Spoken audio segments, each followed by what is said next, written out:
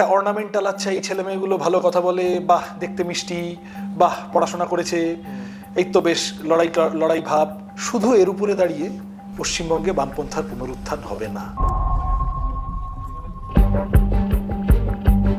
আজকে আমাদের প্রজন্ম, কি আমাদের থেকেও যারা বয়সে ছোট, তারা একটু পিছন ফিরে তাকিয়ে প্রশ্ন করছে, সত্যিই তো আমি সেই কাজ পেলাম না, আমার জীবনে ততটা ঠিক শান্তি নেই যতটা ওরা বলেছিল। বুদ্ধবাবু কারখানা তৈরি করতে চেয়েছিলেন, তারপরে 20 বছর হয়ে গেছে। খালি স্মৃতি মেদুরতায় ভুগলে হবে না, নতুন কথায় আসতে হবে। মমতা বন্দ্যোপাধ্যায়ের ডিভিডেন্ডটা কোন জায়গায়, যেটার সঙ্গে লড়তে গিয়ে কোথাও পিছিয়ে পড়ছে বামপন্থীরা? মমতা বন্দ্যোপাধ্যায় এবং তার দল, এটা তাদের সব থেকে বড় সাফল্য। তুমি যাই বলো, শুধু ছাপ্পা দিয়ে 15 বছর সরকার চালানো যায় না। আমি মনেও করি না তা, আমি একেবারেই মনে করি না। এসএফআই করতে আসার কোনো কারণ ছিল না। কলেজে গিয়ে মারধরই খায়, অ্যাডমিট কার্ডটা ছেড়েই দেওয়া হয় এসএফআই করার জন্য। ছাত্রী হলে ধর্ষণের হুমকি দেওয়া হয়। সেই ছেলে মেয়েগুলো যখন দিনের পর দিন থেকে যায়, দুটো জিনিস বুঝি: এক, কম বয়সের আবেগ, দুনিয়া পাল্টানোর স্বপ্ন, আর দুই, তুমি সর্বক্ষণের কর্মী হবে বলে যখন সিদ্ধান্ত নিলে, তখন কি ব্যাক অফ দ্য মাইন্ড কোথাও এটা চলছিল যে যদি এই সচ্ছলতা না থাকতো তাহলে তুমি এই সর্বক্ষণের কর্মীটা বোধহয় হতে পারতে না? আমাদের পার্টিটা পিছিয়ে পড়া মানুষের অ্যাসপিরেশন অ্যাড্রেস করার পার্টি হওয়া উচিত। যে একটা ইতিবাচক স্বপ্ন আজকের প্রজন্মের কাছে দেখাতে হবে, এবং সেটা খুব কপটতা ছাড়াই দেখাতে হবে। 20 শতকের এক্সপিরিয়েন্সগুলো থেকে যা ভেবেছিলাম, সেইটা সবটা সেই খাতে ইতিহাস বইল না। প্রতিকুর রহমান, কেন ঘটলো এই ঘটনাটা? নমস্কার, আজকাল ডটিনের এক বচন বহু বচন পডকাস্টে আপনাদের সবাইকে স্বাগত জানাই। ভোট যত এগিয়ে আসছে, রাজ্য রাজনীতির নানা রকম সমীকরণ আমাদেরকে নতুন নতুন জিনিস দেখাচ্ছে, চমক দেখাচ্ছে, জল্পনা চলছে, আলোচনা চলছে। তার মধ্যেই আমরা আজকে পেয়েছি সিপিএম নেতা, ছাত্র রাজনীতি থেকে উঠে আসা একজন মানুষকে, সৃজন ভট্টাচার্য, সিপি। সৃজনকে স্বাগত জানাই। আমি শুরুতে সৃজনের কাছে এটা জানতে চাইব যে তোমার বাড়ির একটা নিজস্ব, তুমি বলছি কারণ তুমি আমার ইউনিভার্সিটি সিনিয়র, আর কি বলবে বলো। তো তোমার বাড়ির একটা বামপন্থী রাজনীতির ঐতিহ্য আছে।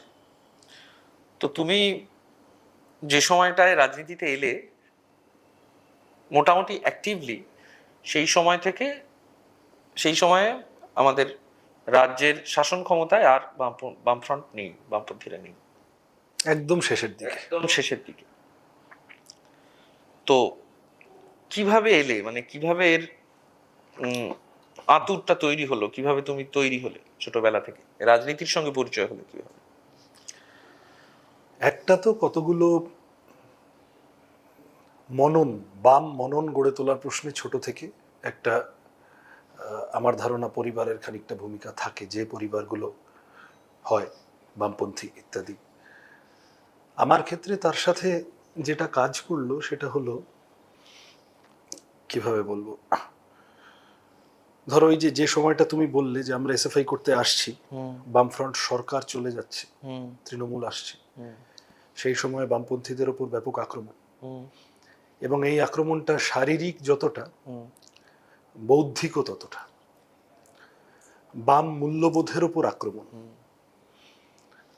আমার মনে আছে একটি খবরের কাগজ, বড় নামকরা খবরের কাগজ পশ্চিমবঙ্গের, যেদিন বামফ্রন্ট চলে গেল, পরের দিন তাদের ফ্রন্ট পেজের হেডলাইন ছিল বাম বিদায়, বামফ্রন্ট বিদায় না, বামপন্থার বিসর্জন, অ্যাজ ইফ।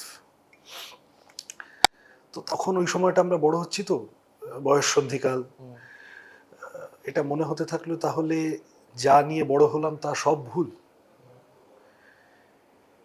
এইটা মনের মধ্যে একটা প্রতিক্রিয়ার জন্ম দিল, এবং তখন ওই কম বয়সেই মনে হলো যে তাহলে যা নিয়ে বড় হয়েছি সেটাকে আঁকড়ে ধরতে হবে, দুঃসময় রক্ষা করতে হবে। রাজনীতিতে আসা,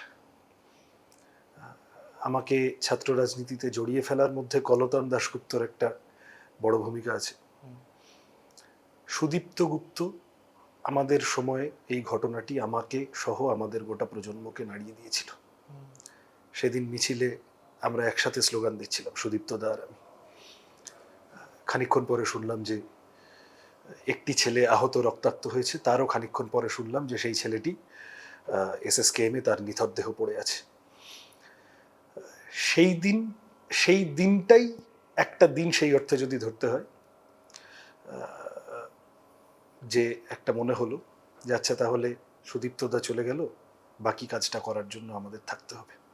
এবং আমি এটা পরে কথা বলে দেখেছি, আমি একা নই, অসংখ্য আমার বয়সী কমরেড যারা এখন রাজনীতিতে থেকে গেছে, বা হয়তো সবাই এতদিন পারেনি, জীবনের প্রয়োজনে এখানে ওখানে ছিটকে গেছে, কিন্তু এই ঝাঁকুনিটা তাদের মনের মধ্যেই ঘটনাটা দিয়েছিল।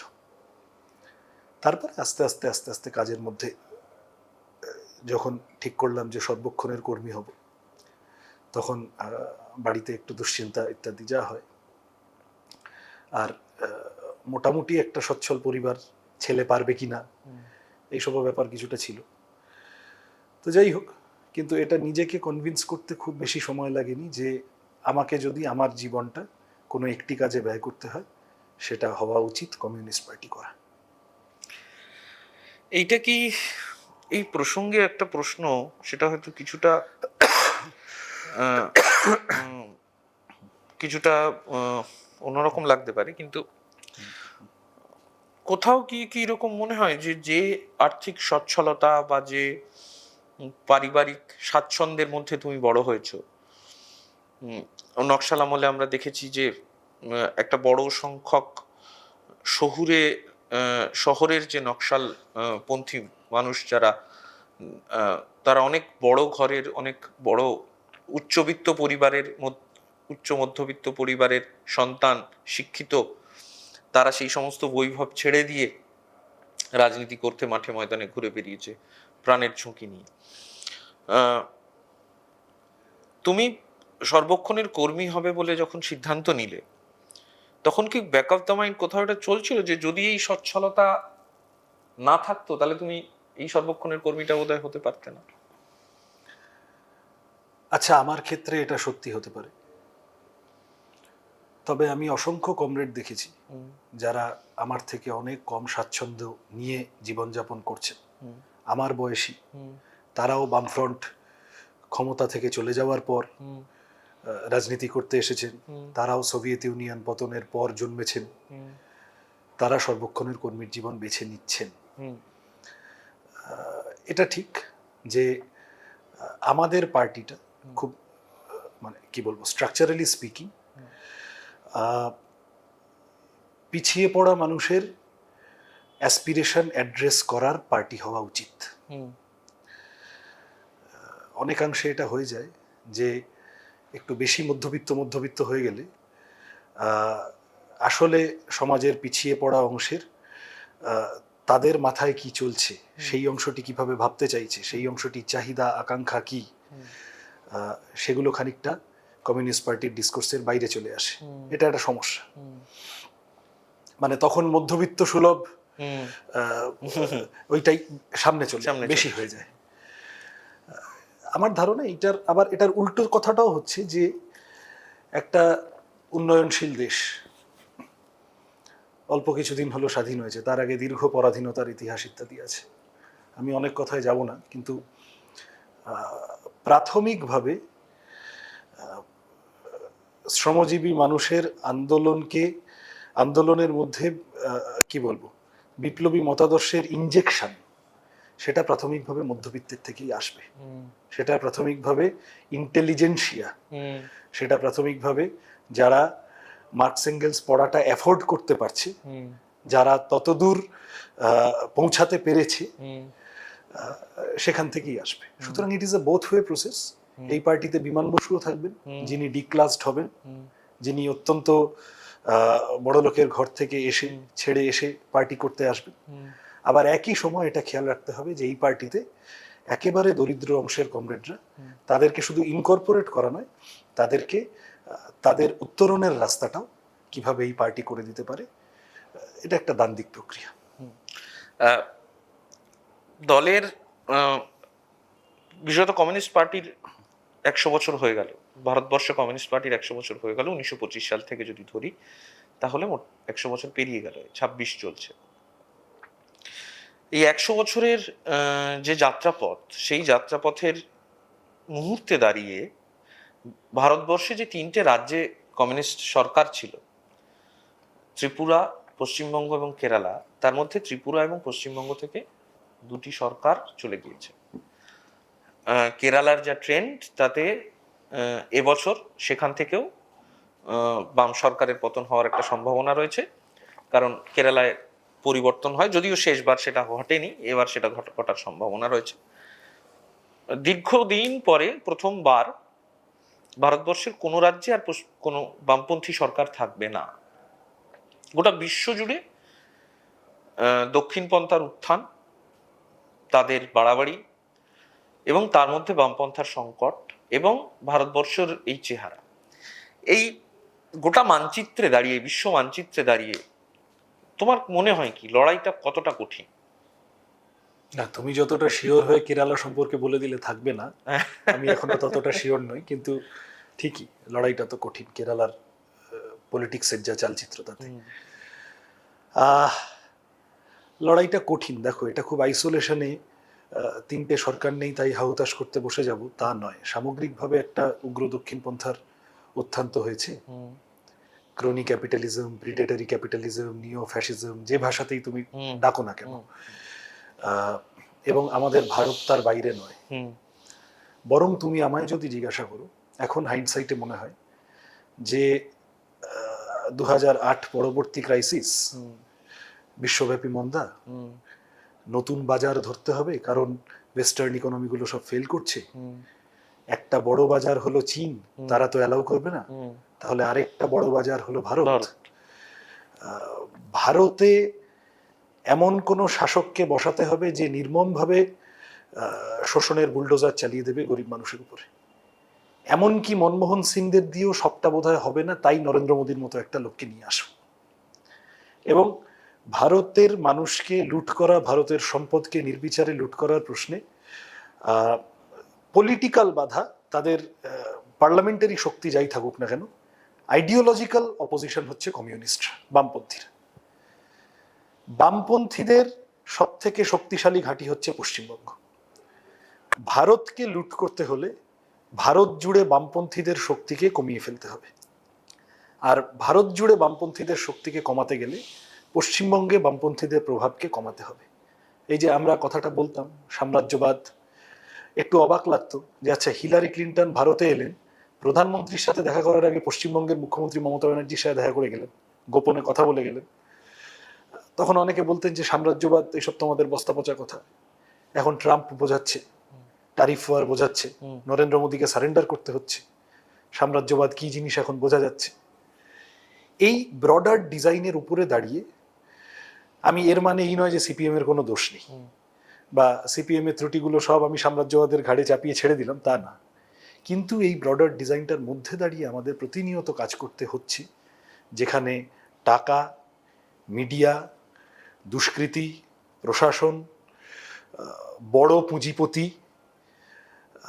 যে জমিদারের জমি 77-এর পরে অপারেশন বর্গায় চলে গেছিল, মনে দুঃখ নিয়ে 34 বছর বসেছিল, এখন আবার গর্ত থেকে বেরিয়েছে, জমি দখল করতে নেমেছে, এই সমস্ত শক্তির বিরুদ্ধে একসাথে কঠিন লড়াই।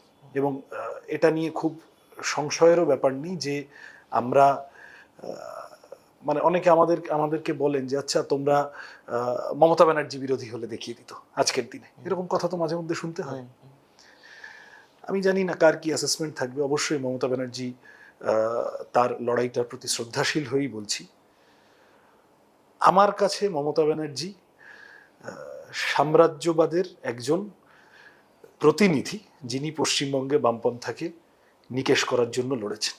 তিনি দিনের পর দিন এক্সট্রিম রাইটে দাঁড়িয়ে থাকা আদবানি থেকে শুরু করে এক্সট্রিম লেফটে দাঁড়িয়ে থাকা কিষেনজি, সবার সমর্থন নিয়ে অর্গানাইজড লেফটকে ক্ষতিগ্রস্ত করতে পশ্চিমবঙ্গে লড়েছেন। সুতরাং তারা যে সাহায্যগুলো পেতেন, দক্ষিণপন্থীরা বামপন্থীদের বিরুদ্ধে লড়াই করতে যে সাহায্যগুলো পেত, বামপন্থীরা সেই সাহায্য পাবেও না। বামপন্থীদের নতুন করে এত কিছু বলার পরে তুমি যদি বলো তাহলে ভাই তোমাদের কোনো দোষ নেই, আমি কেবল এক লাইন তোমাকে এইটুকু বলতে পারি যে আমাদের মানে ওই ওই প্রশ্নটায় আমরা পরে আসবো, দোষের প্রশ্নটায় আমি পরে আসবো। আমি এইখান থেকে আরেকটা প্রশ্নে জিজ্ঞেস করতে চাই যে একটা কথা মোহাম্মদ সেলিম কয়েকদিন আগে ভোটের প্রসঙ্গে বলছিলেন এবং বাম ঐক্যের কথা বলছিলেন, বৃহত্তর বাম ঐক্যের কথা বলছিলেন, যেখানে শুধু বামফ্রন্টের মধ্যে থাকা পার্টিগুলো নয়, লিবারেশন বা এরম ধরনের শক্তি, সেই বাম শক্তি, সেইগুলোকে একসঙ্গে করার কথা বলছিলেন। এ তো গেল সংসদীয় বাম। সংসদীয় বাম শক্তির মধ্যে লিবারেশন একভাবে সিপিএম এর লাইনের কোথাও কোথাও বিরোধিতাও করছে, কিন্তু জাতীয় স্তরে, জাতীয় লড়াইয়ের ক্ষেত্রে সেখানে তাদের সঙ্গে অ্যাডজাস্ট করছে। কিন্তু পশ্চিমবঙ্গে মমতা বন্দ্যোপাধ্যায়ের সরকার বা মুখ্যমন্ত্রী মমতা বন্দ্যোপাধ্যায়ের বিষয়ে বিভিন্ন সময় ইতিবাচক কথা দীপঙ্কর ভট্টাচার্যের মুখ থেকে শোনা গিয়েছে। তিনি বলেছেন, কোথাও কি এটা কন্ট্রাডিকশন হয়ে যাচ্ছে না?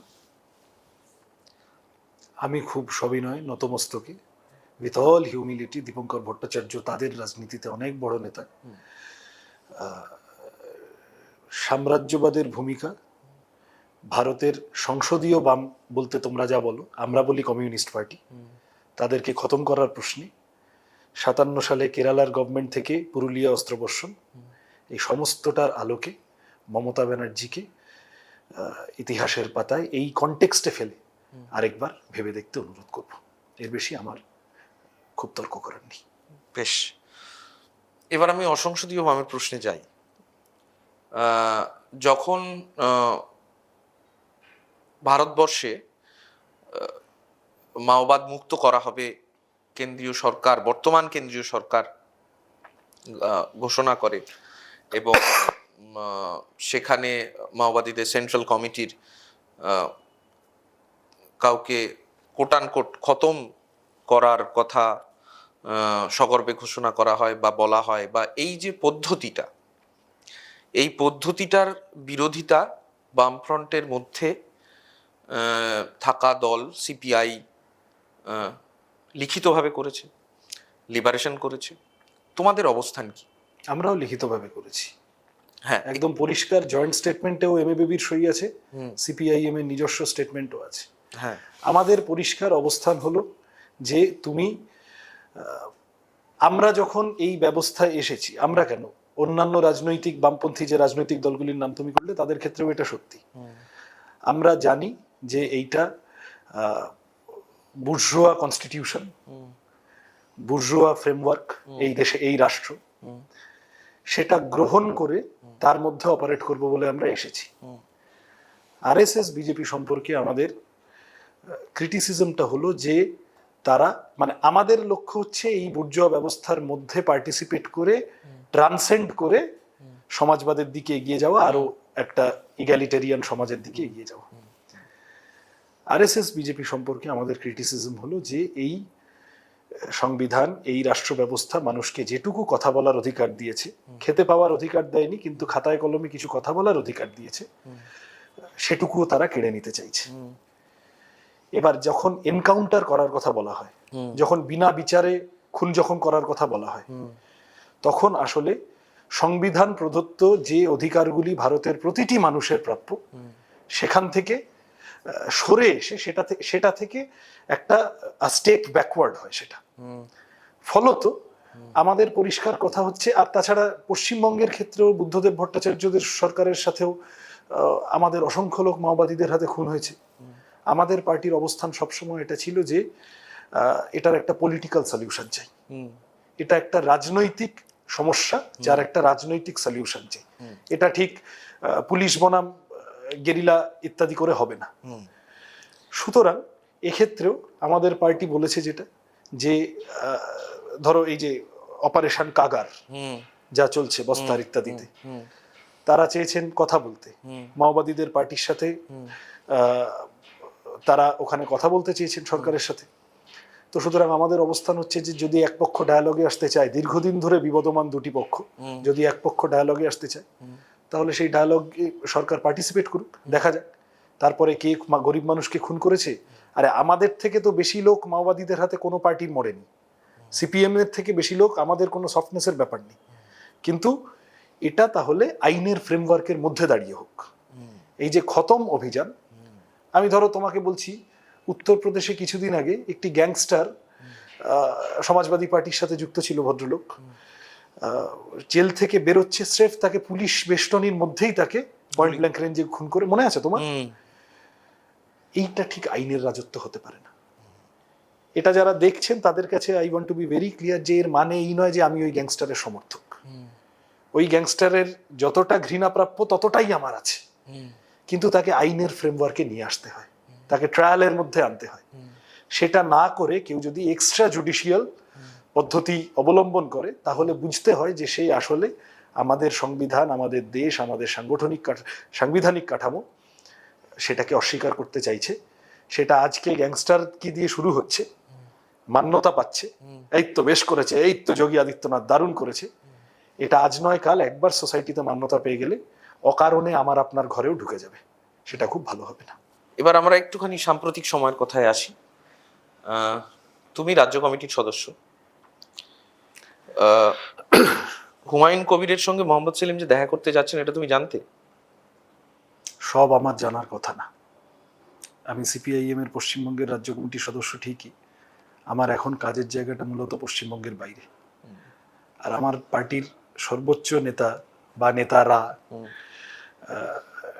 ট্যাকটিক্যালি কোথায় কি করবেন সবটা সবসময় ৮০-৮৫ জনকে বলে যাবেন, এরকমটা হয় না। এটা আমাদের পার্টির ক্ষেত্রে, এটা মোহাম্মদ সেলিমের ক্ষেত্রেও হয় না, মমতা ব্যানার্জির ক্ষেত্রেও হয় না, নরেন্দ্র মোদীর ক্ষেত্রেও হয় না, রাহুল গান্ধীর ক্ষেত্রেও হয় না। হ্যাঁ, কারণ কিন্তু মমতা ব্যানার্জি, নরেন্দ্র মোদী, রাহুল গান্ধী তো একটা জাতীয়তাবাদী দল রাজনীতি করেন। কমিউনিস্ট পার্টির তো স্ট্রাকচারালি ইস্যুটা একদম লোকাল কমিটি থেকে উঠে আসার কথা ছিল একদম সেন্ট্রাল কমিটি পর্যন্ত, তাই না? ঠিকই, আলোচনা চর্চা তারপরেও হয়েছে পার্টির মধ্যে। আমি খালি বলতে চাইছি যে এইটা সব জিনিসই ওইভাবে একদম সব কথা বলে সবাইকে ডেকে এনে আচ্ছা ঠিক আছে কবে তোমরা সবাই মিলে আমাকে একটা সময় দেবে বলো, আমি তোমাদের কাছে কথা বলবো, আজকের রাজনীতিতে তো সেটা সবটা সব সম্ভব নয়। আর আমার ধারণা সেলিমদা যা বলার বলে দিয়েছেন। প্রথম দিন বলেছেন যে আজকে আমি একটা নতুন পার্টি খুলেছেন উনি, আমি মন বুঝতে এসেছিলাম।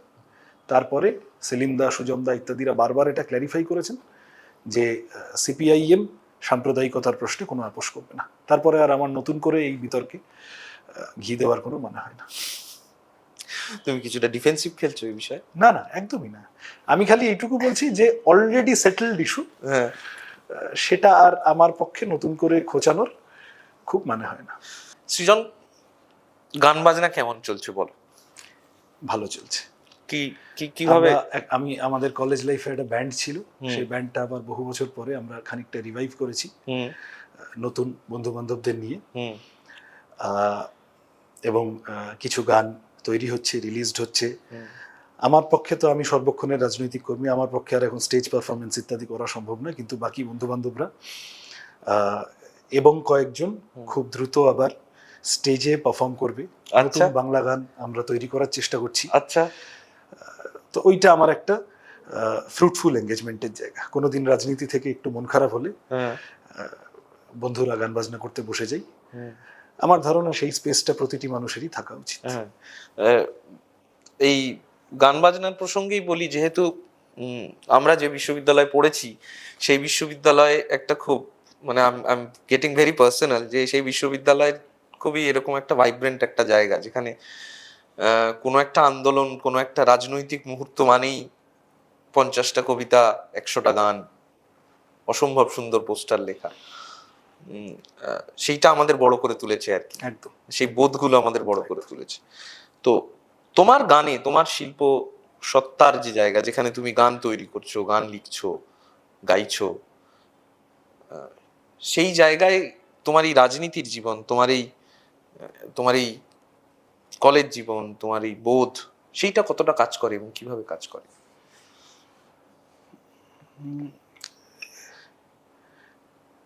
রাজনীতিতে অংশগ্রহণ না করলে আমি যে আমিটা হয়েছি সেই আমিটা হতাম না।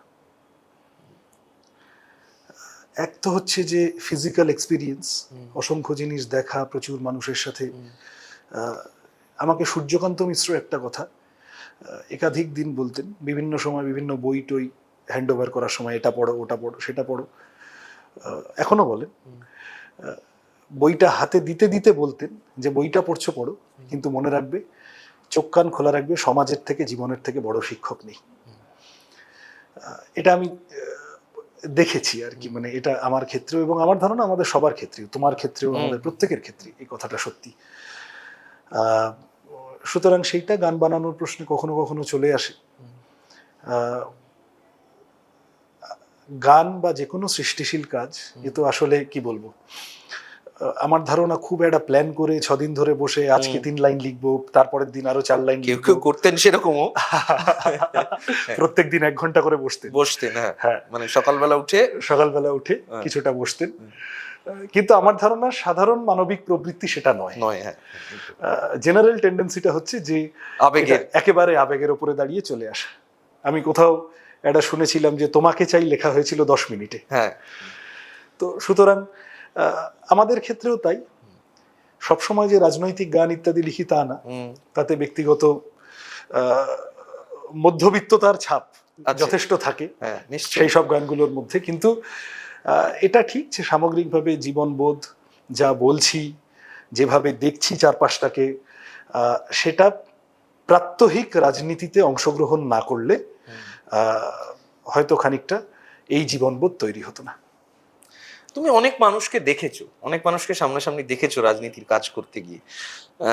বিশেষত যেহেতু তুমি বিরোধী রাজনীতির, যখন সিপিএম বিরোধী সেই সময়টায় রাজনীতি করছো, গ্রামে গঞ্জে গেছো, অনেক জায়গায় অনেক মানুষের সঙ্গে কথা বলেছো। একটা বড় অংশের মানুষ যারা দীর্ঘদিন ধরে বাম রাজনীতির সঙ্গে নানা রকম ভাবে জড়িত, সেটা যে কোনো বামপন্থী চিন্তাধারার মানুষ হতে পারে, তাদের মধ্যে একটা হতাশা আমি লক্ষ্য করেছি। তাদের মধ্যে একটা সামগ্রিক হতাশা আমি লক্ষ্য করেছি, এই আর কিছুই হবে না এরকম একটা ব্যাপার। এবং আমার ধারণা তুমি যখন গেছো তখনও কথা বলতে গিয়ে কখনো কখনো সেসব জিনিস ধরা পড়েছে। কিন্তু তার পাশাপাশি এমন ছবিও দেখেছি যেখানে তুমি যখন ভোটের প্রচার করতে যাচ্ছ, বৃদ্ধ একজন মানুষ তোমায় জড়িয়ে ধরছেন, হ্যাঁ, বা লাল সেলাম জানাচ্ছেন, তার হাতটা কাঁপছে, নার্ভের এত সমস্যা এরকম। তো এই দুটোর মধ্যে দাঁড়িয়ে তুমি যখন নিজে একা যখন দাঁড়াও, এই যে হতাশার পাহাড় এবং তার সঙ্গে সামান্য কোথাও কোথাও আশা,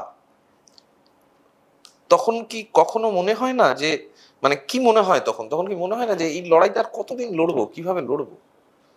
না, আমি একেবারেই ডায়ালেকটিক্যালি দেখি। আমি একটু আগে তোমাকে যেটা বললাম যে এটা আমাদের প্রজন্মটাকে মানসিকভাবে অ্যাকসেপ্ট করে নিতে হবে যে আমাদের সামনে একটা মাথার উপর ছাতার মতো একটা গ্র্যান্ড ন্যারেটিভ তৈরি করার মতো, যে ওই দেখো ওইটা তোমার স্বপ্ন রাজ্য, এইটা এক্ষুনি আমাদের সামনে নেই, এটা বুঝে নিতে হবে। বোঝাপড়ার জগতে, মানে আমি বলছি ভাবনার জগতে একেবারে শূন্যতা নেই তা আমি বলবো না।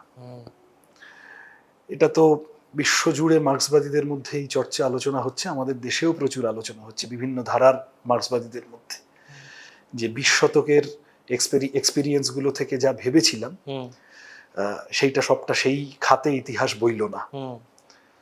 তাহলে নতুন করে বামপন্থার পুনর্নির্মাণ, এটা আমি খুবই, মানে আমি আমার পার্টির মধ্যেও বলি, তোমার কাছেও বলতে আমার বাধা নেই, যে একটা ইতিবাচক স্বপ্ন আজকের প্রজন্মের কাছে দেখাতে হবে, এবং সেটা খুব কি বলবো, কপটতা ছাড়াই দেখাতে হবে, যে দেখো বামপন্থা তোমাকে এই দেবে। এটা খুব মেটেরিয়ালি, মানে ও লক্ষ্মীর ভান্ডার 200 টাকা দিচ্ছে, আমি 300 টাকা দেবো, এইভাবে বলছি না। আমি বামপন্থা তোমার মনোজগতে এই অল্টারনেটিভটার চেহারা তৈরি করবে। সেই অল্টারনেটিভটা কেমন হবে, কি হবে, এক্ষুনি একটা কনক্লুডিং কথা বলে দেওয়ার জায়গায় আমি নেই, নিয়ে পৃথিবী জুড়ে আলোচনা হচ্ছে। আমি কেন আশান্বিত, তার কারণ আদারওয়াইজ এসএফআই করতে আসার কোনো কারণ ছিল না। বাবা কাকা এসএফআই নয়, মানে সিপিএম নয়, কলেজে গিয়ে মারধরই খায়, অ্যাডমিট কার্ডটা ছেড়েই দেওয়া হয় এসএফআই করার জন্য, ছাত্রী হলে ধর্ষণের হুমকি দেওয়া হয়। সেই ছেলে মেয়েগুলো যখন দিনের পর দিন থেকে যায়, দুটো জিনিস বুঝি, এক, কম বয়সের আবেগ, দুনিয়া পাল্টানোর স্বপ্ন, আর দুই, মোর ইম্পর্টেন্টলি, আমাদের প্রজন্মটা কিন্তু এই ক্রাইসিসটা ফিল করতে শুরু করেছে, যে সিস্টেম আমাকে যা দেবে বলে প্রমিস করেছিল, যে বড় বড় কথাগুলো, যে বিরাট জাঁকজমক আড়ম্বরপূর্ণ স্বপ্নগুলো আমাকে দেখানো হয়েছিল। তোমার মনে থাকবে সমস্ত স্টেশনে তুমি আমি যখন বড় হয়ে উঠছি, বিভিন্ন মোটিভেশনাল স্পিকারদের লেখা বই, এই ধরনের প্রত্যেকটার কন্টেন্ট কি ছিল? ইউ ক্যান উইন, তুমি জিততে পারবে, তুমি কি করে বড় হবে, তুমি কি করে। পরের পর বিজ্ঞাপন আমি তোমায় বলে যেতে পারি, যার ট্যাগলাইনটা হচ্ছে তোমার কি করে ভালো হবে। এই যে আমাকে আমার মতো থাকতে দাও, নিজেকে নিজের মতো গুছিয়ে নিয়েছি, এই মতাদর্শটাকে ডমিনেন্ট মতাদর্শ হিসেবে গত 30 বছর খাওয়ানোর পরে এসে দাঁড়িয়ে আজকে আমাদের প্রজন্ম, কি আমাদের থেকেও যারা বয়সে ছোট, তারা একটু পিছন ফিরে তাকিয়ে প্রশ্ন করছে, সত্যিই তো আমি সেই কাজ পেলাম না, আমার লেখাপড়াটা সেই চেহারা হলো না, আমার ডিগনিটির সেই জায়গাটা সেই অ্যাড্রেসড হলো না, আমার জীবনে ততটা ঠিক শান্তি নেই যতটা ওরা বলেছিল। এই ক্রাইসিস থেকে এখন জেনজি ইত্যাদি অনেক নামে ডাকা হচ্ছে, কিন্তু আমি যা বুঝি যে এই প্রজন্মটা ভীষণভাবে রাজনৈতিক হয়ে উঠছে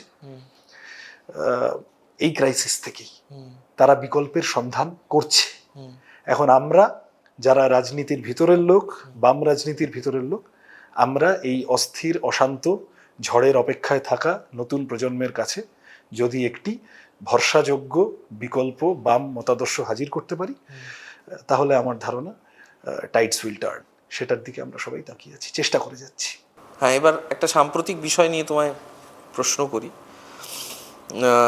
যে সাম্প্রতিক বিষয় নিয়ে সম্প্রতি মানে এই সময়ে রাজ্য রাজনীতি বারবার আলোড়িত হচ্ছে, প্রতিকুর রহমান।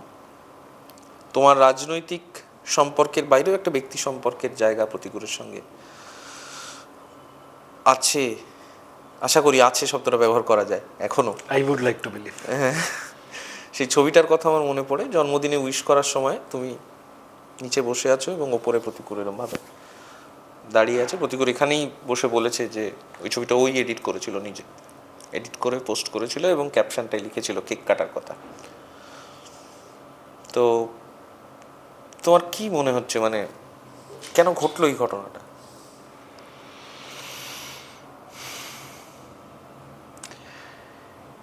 কেনগুলো নিয়ে তো আলোচনা করা যেত যদি তৃণমূল কংগ্রেসে না চলে যেত। ঠিক, মন খারাপ আছে, বন্ধু হয়ে আটকাতে পারলাম না, ব্যর্থতা বোধ আছে, অ্যাকসেপ্টেন্সও এসে গেছে, ক্লোজ চ্যাপ্টার, ছেড়ে দাও। তোমার বিরুদ্ধে যদি প্রতিকুর প্রার্থী হয়, তৃণমূলের সাথে সিপিআইএম এর লড়াই হবে, আর অন্য কিছু না। আমি প্রতিকুর ইস্যুতে বলা কঠিন তো আসলে, খানিকটা আমি দেখছি ও অনেক কথা বলছে, কোনটা ও বলছে, কোনটা ওকে দিয়ে বলানো হচ্ছে, সেগুলো খানিকটা তো আমি অন্তত বুঝতে পারি। সুতরাং সব কথা ধরে ধরে জবাব দেওয়ার আর খুব জায়গা নেই। আমি এমনি মিডিয়াকে এড়িয়ে চলছিলাম। যারা যারা এই শুধু এই ইস্যুতে রিয়াকশন নিতে ফোন করতো, আমি অ্যাভয়েডই করছিলাম। তুমি আমাকে অনেক আগে থেকে বলেছিলে, আমি তখন পারিনি, এলাম। এইটাই বলতে এলাম যে এটা ক্লোজ চ্যাপ্টার, এটা ছেড়ে দাও, এটা নিয়ে আর বাড়তি চর্চার খুব ইচ্ছা আমার নেই। সেটা কি একান্ত ব্যক্তিগত জায়গা থেকে?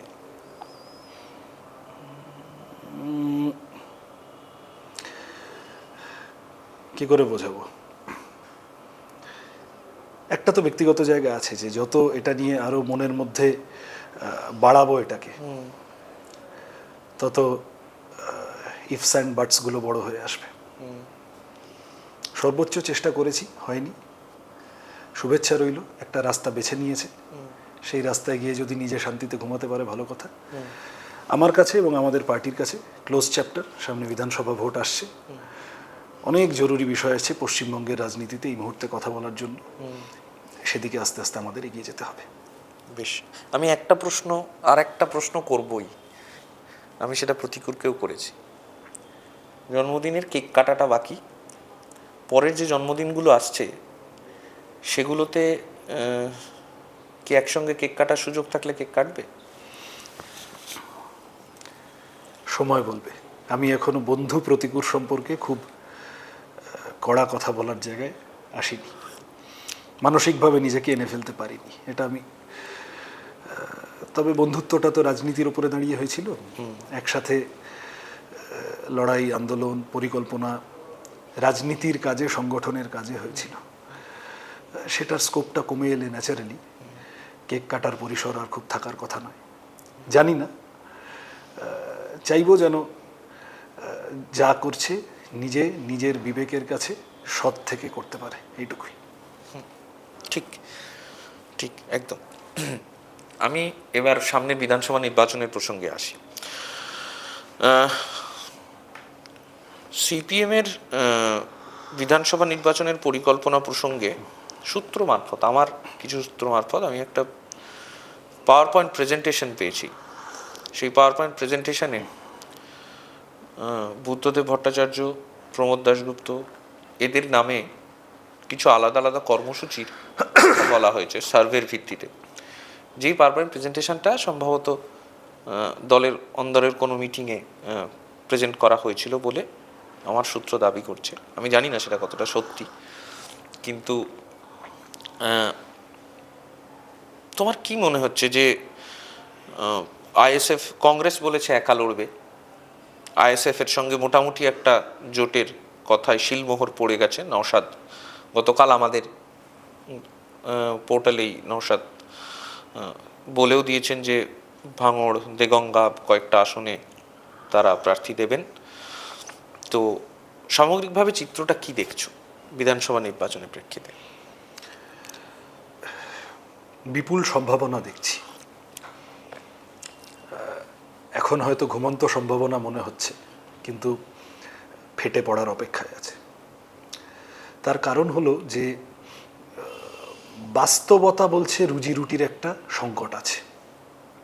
এই যে ধরো 100 দিনের কাজটা বন্ধ হয়ে গেল, স্কুলগুলো বন্ধ হয়ে গেল, চাকরি নেই, এই যে নতুন নতুন সরকারি প্রকল্প বেকারদের জন্য বা সমাজের বিভিন্ন অংশের জন্য তৈরি করতে হচ্ছে, এগুলো তো কাজের অল্টারনেটিভ হতে পারে না।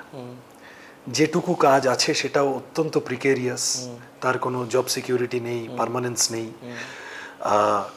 এবং সামগ্রিকভাবে প্রোডাকশনবিহীন ক্যাশ চারপাশে ঘুরে বেড়াচ্ছে। এই দিয়ে একটা রাজ্যের অর্থনীতি বেশি দূর টানতে পারে না, চলতে পারে না। কৃষিতে গন্ডগোল, আত্মহত্যা থেকে শুরু করে সমস্ত, একটা বড় অংশ পরিযায়ী শ্রমিক হয়ে যাচ্ছে, ম্যানুফ্যাকচারিং ইউনিট নেই, সার্ভিস সেক্টর এক্সপ্যান্ড করেছে কিন্তু সেটায় যে সবটা কি বলবো প্রয়োজন মতো আয় হচ্ছে তা নয়।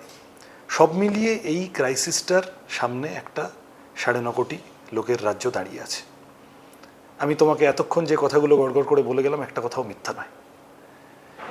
এবার বিজেপি ভোট চাইতে আসছে মানুষের কাছে, আমরা হিন্দুদের পার্টি, আমাদের ভোট দাও বলে। তৃণমূল ভোট চাইতে আসছে মানুষের কাছে, আমরা বাঙালিদের পার্টি, আমাদের ভোট দাও বলে। কেউই আসলে রুজি রুটির এই সংকটটাকে অ্যাড্রেস করার মতো করে তাদের ভোট ক্যাম্পেইন, তাদের বোঝাপড়া তৈরি করছে না। তাহলে এই ইস্যুগুলো যাবে কোথায়? এই ইস্যুগুলো ট্যাঞ্জিবল, রোজ চামড়ায় ঘষা খাচ্ছে, মানুষ বুঝতে পারছেন। এই জায়গাটা যদি কমিউনিস্ট পার্টি তার পুরনো কাজ সমাজে, তার প্রয়োজনীয়তা সমাজে হচ্ছে অন্ন, বস্ত্র, বাসস্থান, শিক্ষা, স্বাস্থ্য, কর্মসংস্থানের সমস্যাকে তুলে ধরা, এইটা যদি আমরা যথাযথভাবে করতে পারি, আমরাও এটা বুঝি যে আমাদের একটা ডিলিঙ্ক হয়ে গেছে গরিব মানুষের সাথে, আমাদের শ্রেণীর মানুষের সাথে। কেন হয়েছে? বিভিন্ন কারণ, এক কথায় খুব বলার জায়গা নেই। একটা তো ঠিক, বহুদিন সরকারে থাকার ফল যেমন আছে, আবার সরকার থেকে চলে যাওয়ার পরে যে বিপুল আক্রমণ, সেটারও একটা এফেক্ট আছে। দুটো জিনিসই আছে, মানে সেটা অন্য আলোচনা। এখন আমাদের কাজ হচ্ছে যে এই লিঙ্কটা আবার এস্টাবলিশ করা একেবারে প্রান্তিক মানুষের সাথে, এবং সেটা রুজি রুটির রাজনীতির ভিত্তিতে। এই কাজটা যদি আমরা আমাদের ক্যাম্পেইন, আমাদের কথাবার্তার মধ্যে আমরা যদি রাজনৈতিক ভাষ্যের মূল স্রোতে রুজি রুটিকে নিয়ে আসতে পারি, সংসদীয় রাজনীতিতে তার একটা প্রভাব পড়বে বলে আমি বিশ্বাস করি। যে মানুষ বিজেপিকে ভোট দিলেন যে মমতা ব্যানার্জির আমলে রাজ্যটা মুসলমানে ভরে যাচ্ছে বলে, বা যে মানুষ তৃণমূলকে ভোট দিচ্ছেন এই ভেবে যে বিজেপি এলে আমাকে বাঁচতে দেবে না, তার চেয়ে বাবা থাক যা আছে, সেই দুজন মানুষের কাছে গিয়ে যদি এইটা খুব কনভিকশনের সাথে বলা যায় যে পেট্রোল ডিজেল রান্নার গ্যাসের দাম বা ওষুধের দাম বা কারেন্টের খরচ কমানোর জন্য আমাদের এমএলএরা লড়বে, তাদের বিশ্বাস আস্থা ভরসা যদি অর্জন করা যায়, আমার ধারণা 26-এর বিধানসভা নির্বাচনে বামপন্থীরা বিধানসভার ভিতরেও নির্ণায়ক শক্তি হতেই পারে। বেশ, কোথাও গিয়ে যতদিন বামপন্থী সরকার, বামফ্রন্ট সরকার যতদিন পশ্চিমবঙ্গে ছিল, তার সামনে জ্যোতি বসুর মতো একটা মুখ ছিল, বুদ্ধদেব ভট্টাচার্যের মতো একটা মুখ ছিল। এখন কি কেউ আছে? তৈরি হচ্ছে, আছে, মুখেরা আছে। আর এই মুখটা দেখো না, আমি একটা কথা বলি, ঠিকই একজন মুখ থাকলে ব্যক্তির গুরুত্ব অবশ্যই খুব জরুরি, কিন্তু এই মুখটা আদর্শ বিবর্জিত হতে পারে না। মানে আমি যা বলতে চাইছি যে মুখ জরুরি, কিন্তু সেই মুখটা কোন কথাগুলো বলছে সেটা বেশি জরুরি। আমাদের কথাগুলো যদি সামগ্রিকভাবে সোসাইটিতে অ্যাকসেপ্টেড হয়ে যায়, তাহলে মানুষের মধ্যে থেকে আমাদের মুখ তৈরি হয়ে যাবে। আমরা খুব কসমেটিক একটা অর্নামেন্টাল, আচ্ছা এই ছেলে মেয়েগুলো ভালো কথা বলে, বাহ দেখতে মিষ্টি, বাহ পড়াশোনা করেছে, এই তো বেশ লড়াই ভাব, শুধু এর উপরে দাঁড়িয়ে পশ্চিমবঙ্গে বামপন্থার পুনরুত্থান হবে না। বামপন্থার পুনরুত্থানের বা নব উত্থানের আসল রহস্যটা ওখানে লুকিয়ে আছে, যে গরিব মানুষের সাথে লিঙ্ক রিএস্টাবলিশ করা এবং আজকের ক্রাইসিসগুলোকে আজকের মতো করে অ্যাড্রেস করে আজকের বিকল্পটা তৈরি করা। আমি আমার পার্টির মধ্যেও বলি যে বুদ্ধবাবু কারখানা তৈরি করতে চেয়েছিলেন, তারপরে 20 বছর হয়ে গেছে। খালি স্মৃতি মেদুরতায় ভুগলে হবে না, নতুন কথায় আসতে হবে।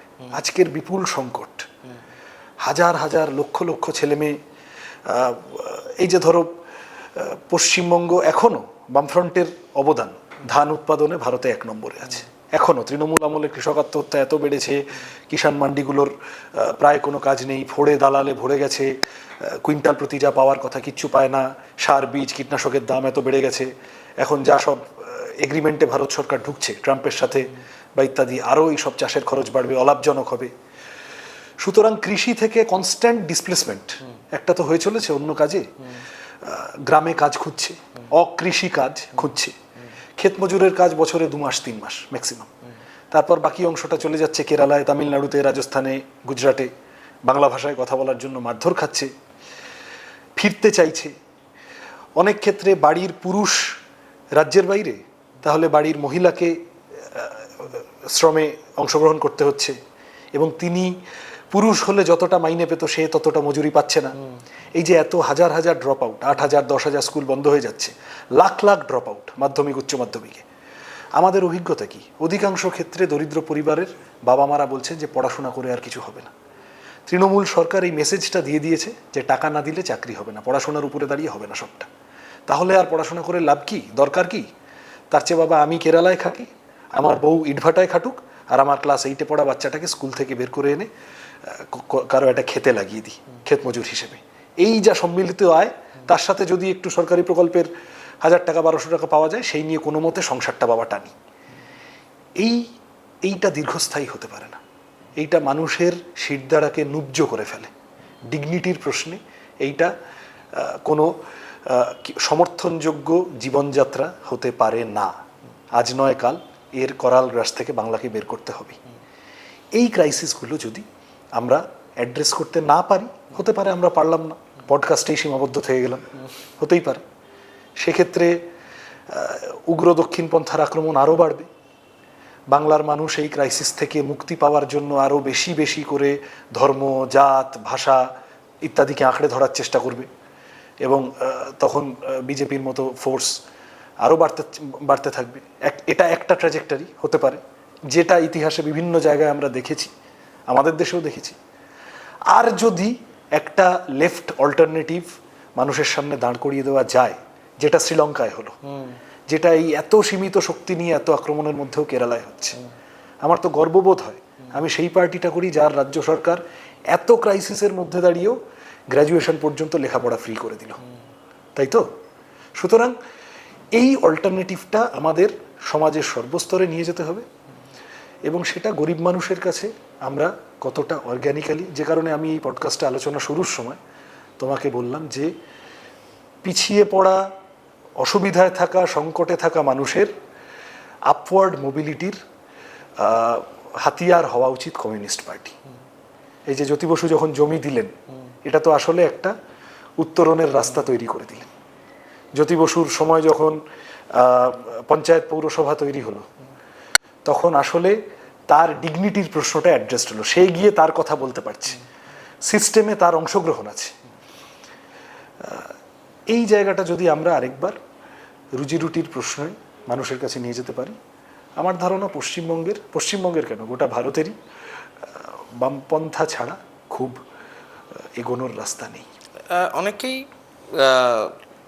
বলেন যে গরিব মানুষের কাছে যেভাবে তৃণমূল কংগ্রেস পৌঁছেছে বিভিন্ন প্রকল্পের মাধ্যমে, শুধু প্রকল্প নয়, রাজনৈতিক ভাষ্য, বডি ল্যাঙ্গুয়েজ, সেই সবের মাধ্যমে সেই লড়াইতে বামপন্থীরা পিছিয়ে পড়ছে। এর পাশাপাশি আরেকটা প্রশ্ন তোমার করে রাখি যে যে কোনো জায়গায় যে কোনো গরিব মানুষের আন্দোলন বা লড়াইয়ের নেতৃত্বস্থানীয় অবস্থায় থাকার কথা বামপন্থীদের।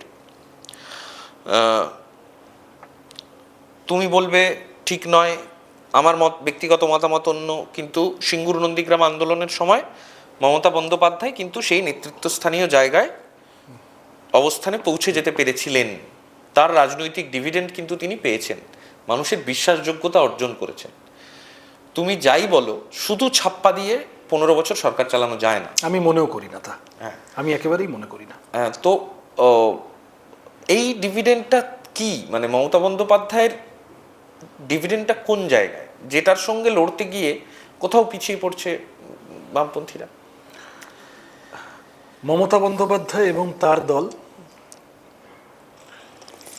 এটা তাদের সবথেকে বড় সাফল্য যে বামফ্রন্ট আমলের তৈরি করে যাওয়া একটা ফর্মাল প্ল্যান্ড ইকোনমি, সেটাকে খুব দ্রুত ধ্বংস করে একটা বিকৃত প্যারালাল করাপশন ইকোনমি পশ্চিমবঙ্গে এস্টাবলিশ করেছেন, যে ইকোনমিটির ক্ষমতা কম নয়। এই যে দুর্নীতির অর্থনীতি পশ্চিমবঙ্গে সরকারকে ব্যবহার করে, প্রশাসনকে ব্যবহার করে ছড়িয়ে দেওয়া হয়েছে, সর্বত্রগামী। তুমি পাড়ায় একটা নিজের টোটোটা চালাবে, নিজের চায়ের দোকানটা বসাবে, নিজের বাড়িটা একতলা থেকে দোতলা করবে, তোমায় এই দুর্নীতির অর্থনীতির প্রতি নির্ভরশীল হয়ে থাকতে হবে। তুমি চাকরি পাবে, তুমি হাসপাতালে রোগী ভর্তি করাবে, তুমি তোমার বাচ্চাটাকে স্কুলে ভর্তি করাবে, তোমায় এই দুর্নীতির অর্থনীতির প্রতি নির্ভরশীল হয়ে থাকতে হবে। তুমি 100 দিনের কাজ করবে, তোমার জব কার্ড ওদের কাছে বাধা। একটা বড় অংশের মানুষ হয় ভয়ে নয় ভক্তিতে এই দুর্নীতির অর্থনীতির প্রতি নির্ভরশীল। এটা তো আমাদের কাছেও প্রশ্ন যে এত চুরি ডাকাতি, এত কিছু ভাঙা যাচ্ছে না কেন? সবাই বোঝে তৃণমূল চোর, যারা ভোট দেয় তৃণমূলকে তারাও বোঝে তৃণমূল চোর, তথাপি ভাঙছে না কেন? একটা জায়গা হলো যে এই বিপুল ক্রাইসিসে, মানে এটা ঠিক পুরোটা তৃণমূলের ব্যাপার নয়, কিন্তু সামগ্রিকভাবে ভারত রাষ্ট্র অ্যাজ আ সিস্টেম যেদিকে হেড করেছে গত 1991 পরবর্তী সময়, সেই ক্রাইসিসের সামনে দাঁড়িয়ে এখন 1200 টাকাটাই বিরাট মনে হচ্ছে, কারণ বাকি সমস্ত দিক থেকে মানুষের মাজা ভেঙে দেওয়া হয়েছে। তার সাথে এই যে করাপশন ইকোনমিটির কথা বললাম, এটা আমরা খুব চট করে বলি না, আলোচনার মধ্যে রাখি না।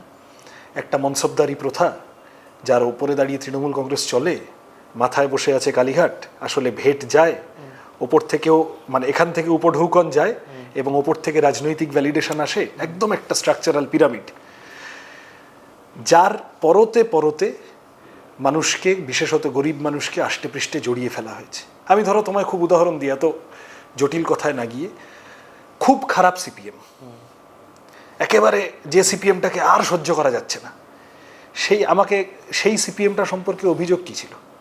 বাড়িওয়ালা ভাড়াটের মধ্যে ঢুকে পড়ে দুজনকেই এলসি অফিসে ডেকে সালিশি সভা বসায়। খুব ভালো তৃণমূল, তার সম্পর্কে অভিযোগটা কি? সে বাড়িওয়ালাকে ডেকে বলে আচ্ছা ঠিক আছে তোমারটা করে দেবো, 10,000 টাকা দাও, দিয়ে বাড়িওয়ালাকে বলে চলে যাও। এবার ভাড়াটাকে ডেকে বলে ও 10,000 দিয়েছে, তুই 12,000 দিলে তোর কথা শুনবো, না হলে ওর কথা শুনবো। এই যে টাকা পয়সার সাথে রাজনীতিকে জড়িয়ে ফেলা, এটা ব্রেক করতে আমাদের অসুবিধা হচ্ছে, কারণ অনেক মানুষ বাধ্য হয়ে এটার উপর নির্ভরশীল হয়ে পড়েছেন। আমি ধরো যখন প্রার্থী হয়েছিলাম, আমি একবার একটা আরবান কনস্টিটিউয়েন্সিতে প্রার্থী হয়েছি, একবার একটা রুরাল কনস্টিটিউয়েন্সিতে প্রার্থী হয়েছি। গরিব মানুষের সাথে কথা বলতে গিয়ে, সাধারণ মানুষের সাথে কথা বলতে গিয়ে, এটা মধ্যবিত্তের এই বাধ্যতাটা নেই, সেই জন্য তারা খানিকটা খোলা মনে কথা বলতে পারে। কিন্তু বিশেষত দরিদ্র মানুষ, তারা খানিকটা কম্পালশন থেকেই বলেন যে সবই তো বুঝতে পারছি, কিন্তু তৃণমূল চলে গেলে আমি রক্ষা পাবো, এই গ্যারান্টি কোথায়? এই ভরসার জায়গাটা আমাদের তৈরি করতে হবে। এটা শুধু মুখে বলে হবে না, এটা আমরা এলে তোমাকে ফিজিক্যালি রক্ষা করব, তোমাকে মেটেরিয়ালি রক্ষা করব, এবং তোমাকে আরেকটু বেটার লাইভলিহুডের দিকে এগিয়ে নিয়ে যেতে সাহায্য করব। এই বিশ্বাসটা আমাদের তৈরি করতে হবে। মমতা বন্দ্যোপাধ্যায়ের তার সম্পর্কে বিজ্ঞাপন, তাকে বছরের পর বছর অগ্নিকন্যা ইত্যাদি বলে প্রজেক্ট করা, তার মানে এই ইমেজটা তৈরি করার পিছনে লক্ষ লক্ষ কোটি টাকা খরচ, আমি এইসবের মধ্যে গেলামই না, এগুলোর সব ইম্প্যাক্ট আছে। ট্যানজিবলি গরিব মানুষকে তৃণমূল থেকে সরিয়ে আনার জন্য আমি যেভাবে বুঝি যে মানে তৃণমূল না থাকলে তোমার জীবনটা বেটার হবে, এই ভরসাটা, এই আস্থাটা জোগানোর কাজটা আমাদের করতে হবে। আমরা সেটা শুরু করেছি, ঠিক, আমি বলতে পারি না যে সব করে ফেলেছি, সেটা মাতব্বরি হয়ে যাবে, কিন্তু আমরা খানিকটা শুরু করেছি এবং তার কিছুটা ফল এইবারের ভোটে পাওয়া যাবে বলে আমি আশা করি। কেন্দ্রীয় স্তরে বিজেপিকে হারাতে একসঙ্গে লড়ছো তো ইন্ডিয়া জোটে? না না, কেন একসাথে লড়তে যাব? ইন্ডিয়া জোটে তো একসঙ্গেই আছে না, ইন্ডিয়া ব্লক একটা আন্ডারস্ট্যান্ডিং হয়েছিল যে সমস্ত দল আসবে একটা জায়গায়, তারা বসবে, খুব বড় জোর পার্লামেন্টের ভিতরে তারা কিছু কক্ষ সমন্বয় করবে, রাজ্যে রাজ্যে নিজের পরিস্থিতি অনুযায়ী এই দলগুলি নিজেদের মতো করে লড়াই করবে। চেষ্টা থাকবে ম্যাক্সিমাম আইসোলেশন অফ বিজেপি। ধরো সিপিএম এবং কংগ্রেস দুজনেই ইন্ডিয়া ব্লকের অত্যন্ত গুরুত্বপূর্ণ দুটো অংশীদার। অভিজ্ঞতা বলছে কেরালায় যদি সিপিএম আর কংগ্রেস জোট বেঁধে লড়ে, তাহলে রাজনীতির অন্য পোলটা বিজেপি দখল করে নেবে এবং তাতে বিজেপির ভোট ইত্যাদি বেড়ে যাবে, তাই তো? সুতরাং কেরালায় বামফ্রন্ট এবং কংগ্রেস একে অপরের বিরুদ্ধে লড়াটাই বিজেপিকে আইসোলেট করার শ্রেষ্ঠ উপায়। আমাদের সাম্প্রদায়িকতা বিরোধী অবস্থান তো সর্বজন বিদিত, চিরন্তন, বহু পুরনো। এখন নতুন কেউ, যিনি দুদিন আগেও বাজপেয়ী সরকারের দপ্তরবিহীন মন্ত্রী ছিলেন, খুব রিসেন্টলি বুক ফুলিয়ে বলেছেন যে আমি না থাকলে বাজপেয়ী ক্ষমতায় আসতে পারতেন না। এই কিছুদিন আগেও পশ্চিমবঙ্গে আমার ছোটবেলায় আমি দেখেছি তৃণমূলের মেয়র সুব্রত মুখার্জি, বিজেপির ডেপুটি মেয়র মীনা দেবী পুরোহিত কলকাতা পৌরসভা চালাচ্ছেন। তাহলে তারা নতুন নতুন বিভিন্ন কারণে, সেই কারণ নিয়েও যথেষ্ট সংশয় আছে, মুখে বলছে যে আমরা বিজেপির বিরোধী। তারা নতুন করে কেউ নতুন কোনো প্লেয়ার টিমে ঢুকতে চাইছে বলে যে পুরনো প্রথম দিন থেকে বিজেপির বিরুদ্ধে লড়াই করছে সে টিম ছেড়ে বেরিয়ে যাবে? ওকে প্রমাণ করতে হবে ও বিজেপির বিরোধী কতটা, ও আসলে কতটা বিজেপির বিরোধী, নাকি ও কয়লা, গরু, বালি, চাকরি ইত্যাদির থেকে বাঁচার জন্য বিরোধী ঐক্যের মধ্যে খোঁচর হয়ে ঢুকে আছে। এই তো রিসেন্ট মোস্ট লোকসভার স্পিকারের বিরুদ্ধে সব দল অনাস্থা প্রস্তাবে সই করলো, তৃণমূল কংগ্রেস করলো না কেন? কি কারণ দেখিয়ে করলো না? সুতরাং আমরা নিশ্চিত তৃণমূলের শ্রেণী চরিত্র, নব্য ধনীর দল বিজেপির সাথে থাকবে শেষমেশ। বিজেপিকে বাঁচানোর জন্য বামপন্থার উন্মেষ যাতে না ঘটে পশ্চিমবঙ্গে, বাফার হিসেবে কাজ করবে, বিজেপির এজেন্ডাই পারপাসই সার্ভ করবে। এখন সেটা বাকি দলগুলো বুঝছে না, তৃণমূলের কিছু এমপি আছে, এটাও হয়তো বাকিদের একটা কম্পালশন, সেগুলো তারা বুঝবে সময়ের সাথে। আমি সংখ্যার বিচারে যাব না, সংখ্যার প্রশ্ন করব না, কিন্তু তবু বলবো যে আগামী 26-এর বিধানসভা নির্বাচনে যদি ডিসাইসিভ ভূমিকা বামপন্থীরা নিতে পারে, এটা খুব হাইপোথেটিক্যাল সিচুয়েশন বলছি, যেমন একটা ডিসাইসিভ ভূমিকা নেওয়ার জায়গায় বামপন্থীরা দাঁড়ালো, যেখানে বামপন্থীদের সমর্থন ছাড়া সরকার তৈরি হবে না। হ্যাঁ, ঠিক। কাদেরকে সমর্থন করবে বামপন্থীরা? দেখা গেল সেই আসনের বিচারে সবার উপরে তৃণমূল রয়েছে, তারপরে বিজেপি রয়েছে, এবং তারপরে বামপন্থীর একটা ডিসাইসিভ জায়গায় রয়েছে। কি করবে বামপন্থীরা? আমি তোমায় আরেকটা হাইপোথেটিক্যাল সিচুয়েশন বলি, আগে আমারটা উত্তর দাও, তারপর আমি উত্তরই দিচ্ছি। আচ্ছা। বামপন্থীরা ডিসাইসিভ ভূমিকায় আছে, তৃণমূল ওপরে আছে কিন্তু সরকার গড়ার সংখ্যা 148 ছুঁতে পারেনি, বিজেপি তার চেয়ে নিচে আছে। এই সিচুয়েশনে এরকমও তো হতে পারে যে তৃণমূল বিজেপি ছেড়ে দলে দলে বহু বিধায়ক বেরিয়ে এলেন, বললেন যে এই দল দুটোতে আর থাকা যাচ্ছে না, তারা নির্দল হয়ে থাকলেন, থেকে বললেন যে বামফ্রন্টের কেউ একজন মুখ্যমন্ত্রী হন, আমরা নির্দল হয়ে সমর্থন করব। Hypothetical situation. যদি সেটা না হয় তাহলে কি হবে? আমাদের, তুমি আসলে যেটা ইন্ডিকেট করতে চাইছো যে ভাই তোমাদের মূল শত্রুকে, হ্যাঁ, এই তো আমাদের রাজনৈতিক প্রশ্নে এই নিয়ে কোথাও কোনো সংশয় নেই। আমাদের পার্টি প্রোগ্রামের আন্ডারস্ট্যান্ডিং হচ্ছে আরএসএস বিজেপিকে ভারতের আর কোনো রাজনৈতিক দলের সাথে মেলানো চলে না। বেশ, দে আর আ ফ্যাসিস্টিক ফোর্স, এটা নিয়ে কোথাও সংশয় নেই। বেশ। তাহলে কি ভাই তোমরা তৃণমূলের প্রতি সফট? তাহলে তো ফিশ ফ্রাই খেয়ে এসেছিলেন বিমান বসু, ভালো, ওটাই তাহলে দাঁড়িয়ে যাবে। তৃণমূল চোর ডাকাত ইত্যাদি আছে, এক্ষেত্রে জ্যোতি বসুর কথাটা মনে রাখা দরকার যে মমতা ব্যানার্জির সব থেকে বড় অপরাধ এটা নয় যে উনি আমাদের দলের 4টে লোককে খুন করেছেন। মমতা ব্যানার্জির সব থেকে বড় অপরাধ এইটা যে উনি পশ্চিমবঙ্গের মতো একটি সেন্সিটিভ রাজ্যে বিজেপি নামক একটি ধ্বংসাত্মক ফোর্সকে ডেকে এনেছেন, তাদের চাষজমি তৈরি করে দিয়েছেন। আমরা তৃণমূলটাকে বিজেপির আলোকে দেখি। আমি আরএসএস বিজেপি বিরোধী হব, আর একই সাথে আমি আচ্ছা লেসার ইভিল টিভিল এইসব বলে একটা নিজের মনকে একটা গুপি দিয়ে তৃণমূলকে ব্যাকডোর দিয়ে সমর্থন করতে চলে যাব। এই দুটো একসাথে হতে পারে না। ওটা না করে তাহলে প্রকাশ্যে বলে দেওয়া উচিত যে ভাই আমি তৃণমূল, এত ঢাকঢাক গুড়গুড় করার ব্যাপার নেই।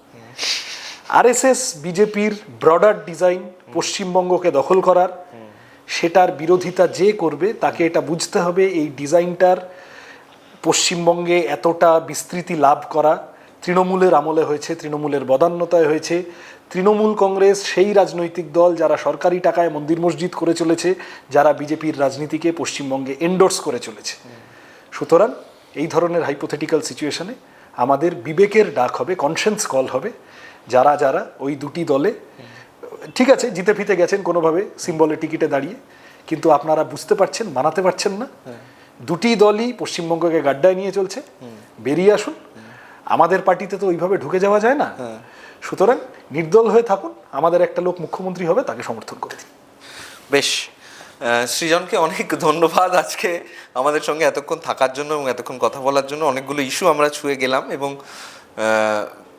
রাজনৈতিক কচকচানির বাইরে আমরাও একটু অন্যান্য দিকগুলো টাচ করতে পারলাম। অনেক ধন্যবাদ তোমাকে আমাদের সঙ্গে থাকার জন্য।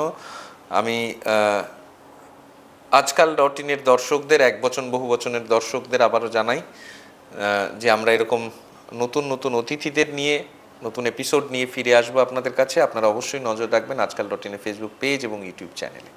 নমস্কার, ভালো থাকবেন সবাই।